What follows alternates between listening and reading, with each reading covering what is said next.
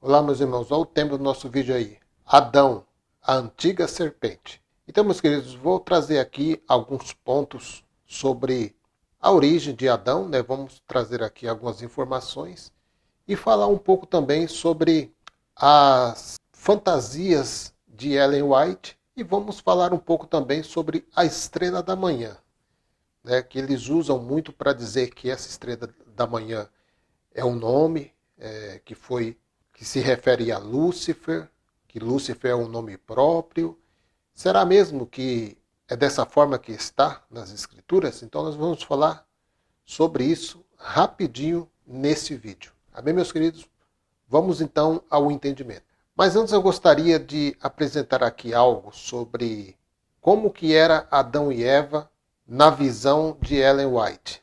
Ao sair Adão das mãos do Criador, era de nobre estrutura e perfeita simetria. Tinha mais de 2 vezes o tamanho dos homens, que ora vivem sobre a terra. E era bem proporcionado. Suas formas eram perfeitas e cheias de beleza. Sua cútis não era branca ou pálida, mas rosada, reluzindo com a rica coloração da saúde. Eva não era tão alta quanto Adão. Sua cabeça alcançava pouco acima dos seus ombros. Ela também era nobre, perfeita em simetria e cheia de beleza. Então, tudo isso está nos livros de Ellen White, que é considerado mais ricos do que a própria Bíblia, né? Ele segue mais os livros de Ellen White do que a própria Escritura. Então, meus queridos, para quem não conhece Ellen White foi a fundadora do Adventismo, do Advento do Sétimo Dia, a Igreja Adventista do Sétimo Dia. Então, meus queridos, eu quero apresentar aqui alguns pontos só para você tomar muito cuidado quando você pesquisar nas redes sociais, você vai encontrar os livros de Ellen White, muito cuidado, porque é pura heresia, viu, meus queridos? Então, em alguns dos seus livros está o título, O Chamado de Ellen White para Profetisa, né? Ali os profetas duraram até João Batista, né? Só para resumir. Então ela começa assim: enquanto eu estava orando junto ao altar da família, o Espírito Santo me sobreveio, ou seja, visitou ela, né? E pareceu-me estar subindo mais e mais alto da escura terra. Ou seja, o Espírito vi sobre o homem. Hoje, depois da cruz, né? O Espírito, ele não vem, ele não visita, ele habita. 1 Coríntios 3,16. Não sabeis que sois santuário de Deus e que o Espírito habita em vós? Ele não visita, ele habita. Olha só, meus queridos, o que ela relata aqui, ó. Tem uma mensagem para você apresentar. Escreve para o povo o que eu te tenho dado. Hebreus 8:11. Ninguém jamais precisará ensinar o seu próximo, nem o seu irmão, dizendo: conhece o Senhor, porque todos me conhecerão, desde o menor deles até o maior. Agora, meus queridos, eu quero trazer aqui alguns aspectos de Adão, a antiga serpente. A partir do hebraico Adam, o nome Adão pode significar simplesmente homem ou humanidade. Essa palavra está intimamente ligada com o hebraico Adamar, que significa terra. Outra possibilidade de origem é a partir do sânscrito Adi Aham, palavra formada por termos diferentes, Adi, que significa primeiro, e Aham, que pode ser traduzido para ego. Assim, o nome significaria o primeiro ego, o que também faz referência à história da criação do primeiro homem na terra por Deus. O nome na origem sânscrita também pode significar literalmente o conceito filosófico do eu sou, um modelo do existencialismo individual do ser humano. O nome Adão está associado também a outra palavra hebraica, Adão, que significa ser vermelho, da cor da terra ou do barro, referência ao tipo de solo que existia na região da Palestina. Muito interessante isso. Cor avermelhada, dragão vermelho, a antiga serpente. Eu já fiz um vídeo falando sobre o grande dragão, se referindo ao rei Herodes, que quer dizer que ele também tinha essa cor avermelhada, porque ele vem de Edom, um edonita, que tem a cor avermelhada. Por isso que João, na ilha de Patmos, usa a linguagem de figura dragão vermelho, se tratando do rei Herodes. E não para por aí não, meus queridos. A tal profetisa Ellen White, em sua perturbada visão sobre o querubim de Ezequiel, capítulo 28, que nós já sabemos que o texto se refere ao rei de Tiro. Então, meus queridos, veja só o que foi escrito por ela em um dos seus livros. Houve, porém, um ser que preferiu perverter esta liberdade. O pecado originou-se com aquele que, abaixo de Cristo, fora o mais honrado por Deus e o mais elevado em poder e glória entre os habitantes do céu. Antes de sua queda, Lúcifer foi o primeiro dos querubins, cobridores, santo e incontaminado. Assim diz o Senhor Jeová. Tu és o aferidor da medida, cheio de sabedoria e perfeito em formosura. Estavas no Éden, jardim de Deus. Toda pedra preciosa era a tua cobertura. Tu eras querubim ungido para proteger e te estabeleci. No monte santo de Deus estavas. No meio das pedras afogueadas andavas. Perfeito eras nos teus caminhos desde o dia em que foste criado, até que se achou iniquidade em ti. Ezequiel, capítulo 28, verso 12 ao 15.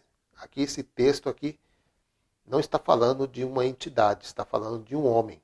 Então, meus queridos, vamos ler Ezequiel 28 para ver esse tal querubim celestial.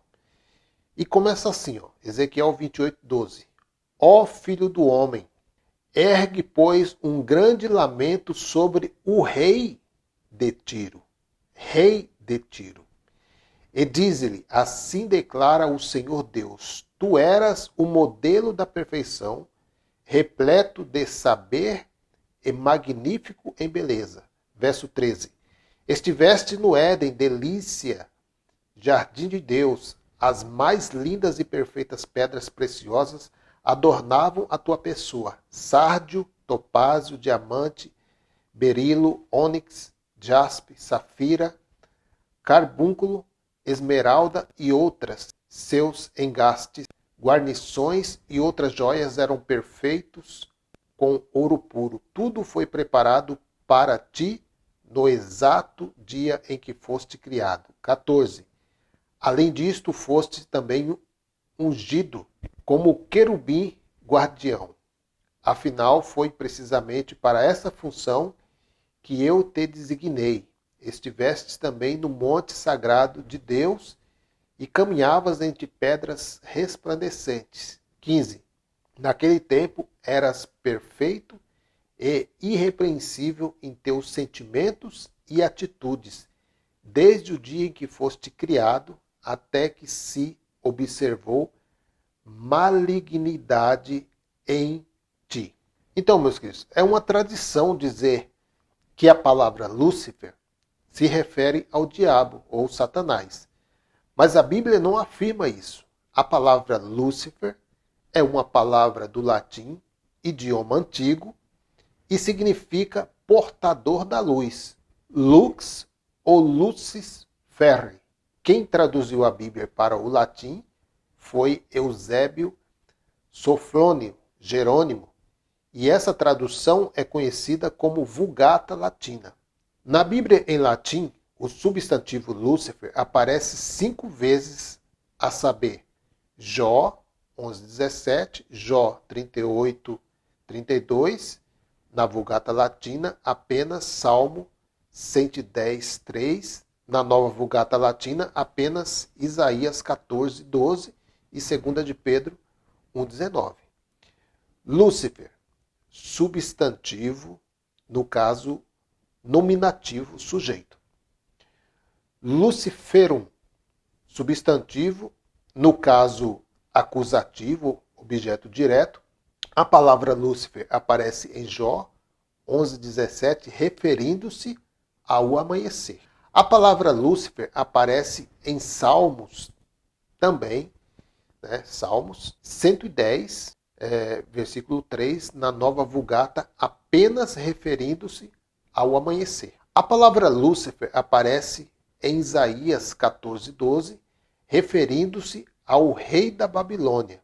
Compare aí na sua Bíblia Isaías 14:12 com Isaías 14, 4 ao 6. Isaías 14:12. Como caíste do céu, ó estrela da manhã, filha da alva, como fostes lançado por terra, tu que prostravas as nações.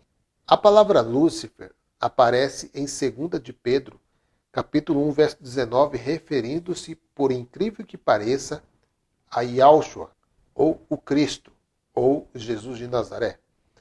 2 de Pedro 1,19. Assim temos ainda mais firme a palavra dos profetas, e vocês farão bem se a ela prestarem atenção, como uma candeia que brilha em lugar escuro, até que o dia clareie e a estrela da alva nasça em seus corações.